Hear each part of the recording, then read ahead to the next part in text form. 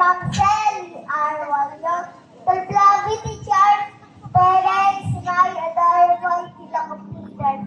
Stars, ladies and gentlemen, today the moving up ceremony is a special celebration for us. Please recognize all the work you've done this year and makes us feel proud of our achievements.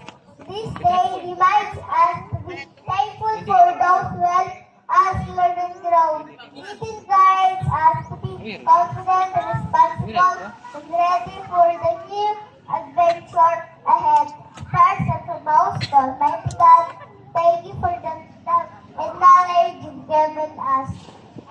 To my parents, thank you for always loving me my homework, sharing food me every day. Your hugs, prayers, support me, make me strong and confident. To my teacher, thank you for teaching me so much time and patience. Thank you for guiding me to believe in the love. I will always remember your lessons and guidance. Thank you, the computers.